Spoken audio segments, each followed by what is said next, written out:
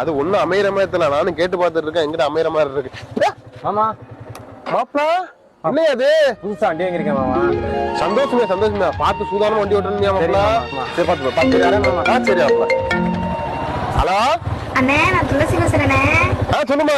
நான் வீடு பார்த்தாச்சு வச்சிருக்கேனே. அப்படியாமா? வர 2ஆம் தேதி வச்சிருக்கேனே, வந்துருங்கண்ணே. கண்டிப்பா வந்துடுறேம்மா. சரி வச்சிடுறேண்ணே. சரிம்மா சரிம்மா சரிம்மா. சரிப்பா, கார் வாங்க போறோம், அப்பாவோட வார்த்தை சொல்ல சொன்னா போய்ப்பா. அப்படியாப்பா, சந்தோஷம்ப்பா. நல்லபடியா போங்க. அதை பார்த்து வாங்கினா சரிப்பா. சரியா ஆண்டவா, எல்லாரும் நல்லா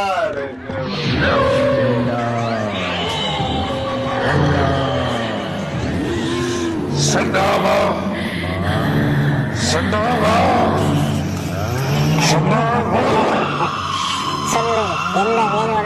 பேரு துளசி. புதுசா வீடு கட்டியிருக்கான். அவன் அந்த வீட்டை வித்துட்டு நடு தெருவுக்கு வரணும். ஒருத்தன் புதுசா பைக் வாங்கியிருக்கான். அந்த பைக் ஆக்சிடென்ட் ஆகி அவன் நடு தெருவுல நிக்கணும். சரி பண்றேன். இன்னொருத்தன் இருக்கான். இது யாரு?